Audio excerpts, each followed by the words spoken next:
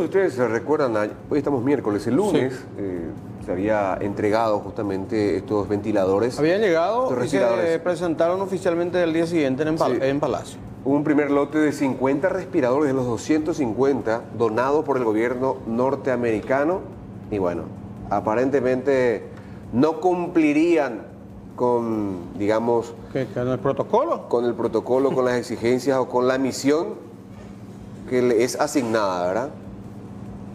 Bueno, para conocer más detalles está Alexis Amarilla y él nos va a contar con quién está y bueno, vamos a escuchar un poquito las explicaciones acerca de las especificaciones de este ventilador. Hola Alexis. ¿Qué tal? ¿Cómo estás, Aníbal? Le gusta saludarte. Abrazo también para Silvio, para toda la audiencia. Y bueno, como ustedes estaban explicando ya, estos respiradores que aparentemente serían más bien para uso específico para ambulancias, para un corto tiempo, para un corto periodo. Justamente cuando se realizaban estas donaciones se hablaba mucho también de eso, ¿no? De las especificaciones técnicas. Y uno de los primeros que salió a hablar, a explicar un poco, a hacernos entender más técnicamente de ello, es el doctor Shuichi Okinaka. Él es especialista en cuidados intensivos del Hospital Nacional de Itagua. De hecho, trabaja muy de cerca también con personas con problemas respiratorios y bueno, es el que sabe respecto a esta situación y nos va a hablar un poco en relación a estos equipos que se ha entregado a través de la agencia de USAID para el desarrollo internacional. Doctor, buenas tardes. Hacía usted un posteo a través de las redes sociales explicando un poco de que estos equipos serían aparentemente más bien para uso en ambulancias, ¿es así? Claro, los equipos, por lo menos los que aparecieron en las publicaciones, son equipos pequeños. Tienen las características que cumplen los ventiladores de traslado, que tienen por características que tienen una utilidad por cortos periodos de tiempo, así como vos dijiste, para trasladar pacientes en una ambulancia o para trasladar pacientes de un servicio a otro servicio dentro mismo de un hospital, como del quirófano a terapia intensiva, o de terapia intensiva a un estudio, a tomografía, etcétera, porque la alternativa que tenemos hasta el momento es la utilización de las bolsas con oxígeno, los famosos AMBU, para poder oxigenar al paciente que están conectado a respirador artificial. Todo lo que sea pacientes graves, pacientes con serios daños pulmonares, requieren otro tipo de aparatos mucho más complejos, que son respiradores microprocesados, son de tercera generación. Los que se mostraron por lo menos en la donación no cumplen con estas especificaciones para ser utilizados en pacientes con serios daños pulmonares, sean o no sean consecuencia del COVID. Porque acordémonos que existen las otras enfermedades no COVID que también requieren estar conectados a respirador artificial.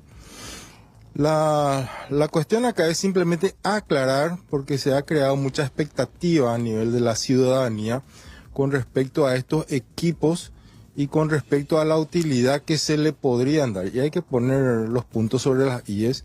Estos equipos que fueron recepcionados, así como dijiste, aparentemente son para traslado exclusivamente, no para ser conectados por largos periodos de tiempo en pacientes con patologías, con enfermedades pulmonares severas. Estos equipos, doctor, me imagino son más grandes en volumen, tienen otras características mucho más específicas y, como bien decía, para cuidados más intensivos, ¿no?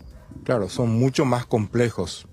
En tamaño, algunos llegan a 1,5 metros de altura, tienen monitores, ya tienen pantallas, display, donde uno puede controlar todo lo que ocurra, todo lo que las programaciones que uno le da a la máquina.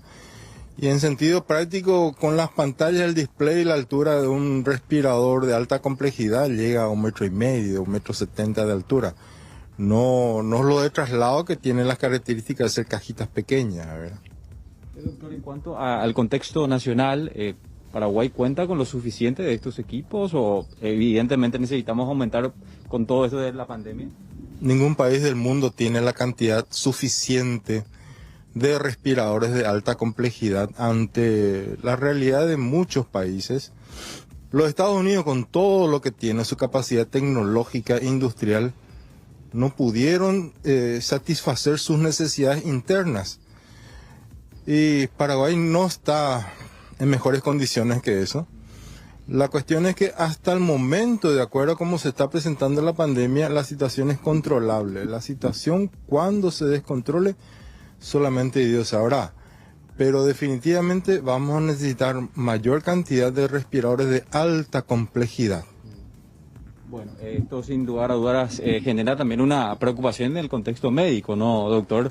Para todos ustedes que están ahí en la primera línea, ojalá y que tomemos mucho más conciencia y no llegar a esa necesidad tan urgente, ¿verdad? Ojalá que ¿qué no. pasaría? Ojalá que no, ¿verdad? Yo creo que estamos a tiempo todavía de poder concretar para poder adquirir estos respiradores de alta complejidad. Yo reconozco la importancia de lo donado por los Estados Unidos a través de la USAID. De hecho, las ambulancias necesitan esto. De hecho, dentro de lo que es el trabajo dentro de los hospitales, necesitamos estos respiradores de traslado porque es mucho más seguro que dándole oxígeno a través de una bolsa, de un ambú.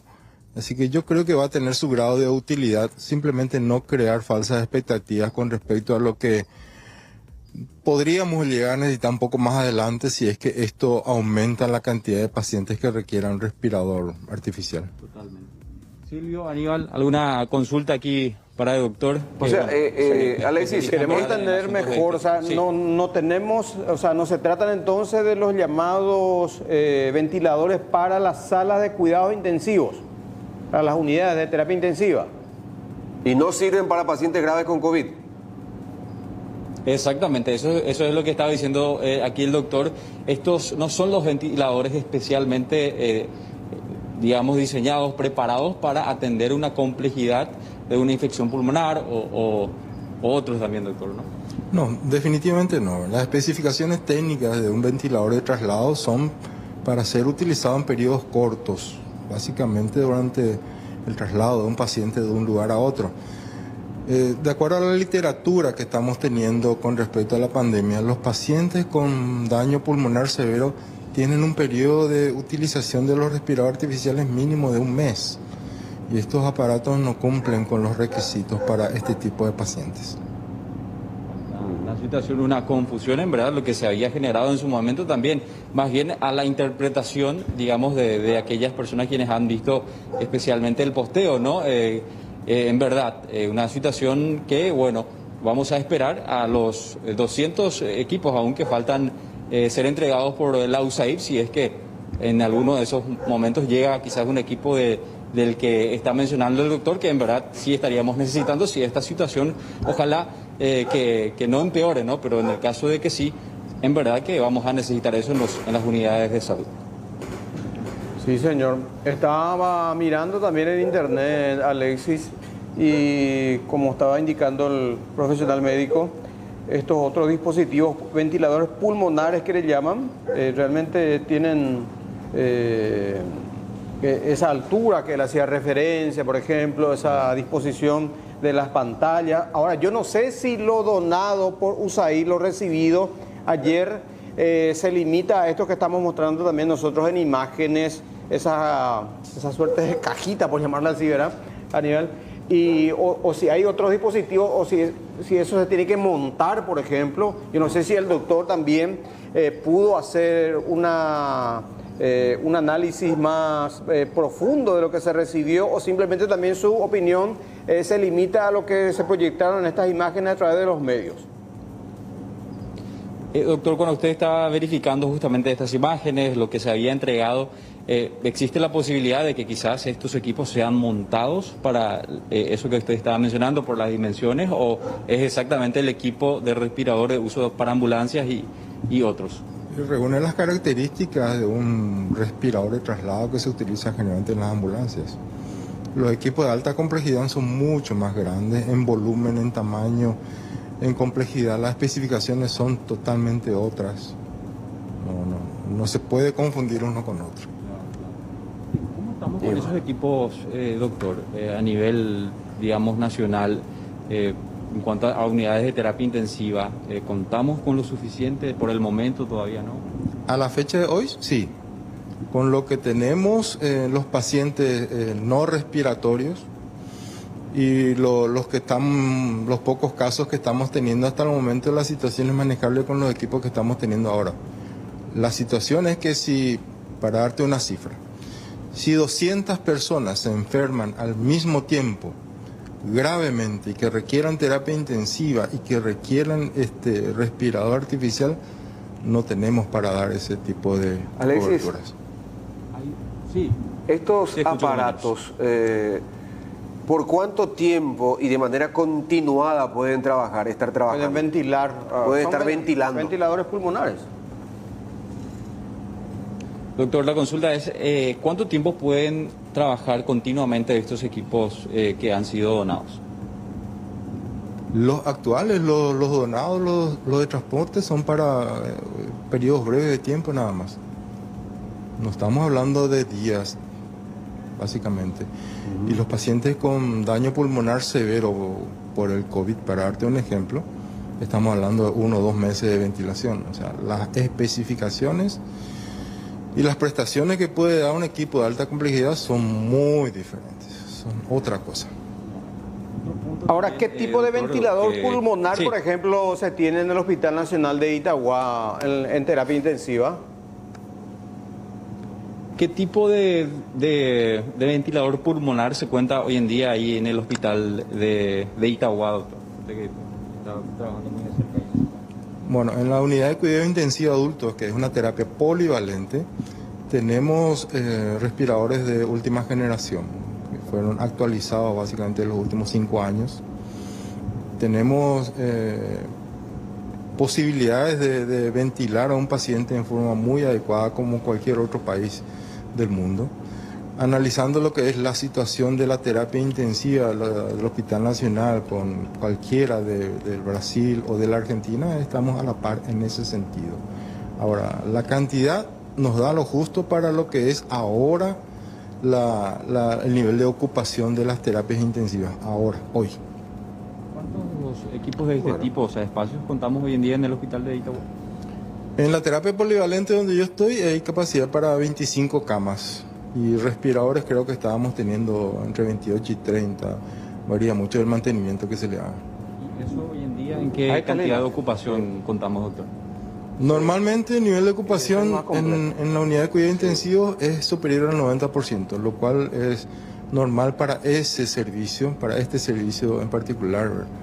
Las posibilidades de amanecer con camas libres, camas disponibles son muy pocas, debido a las altas necesidades que tenemos ahora con el tema de los accidentados, los motociclistas sin cascos.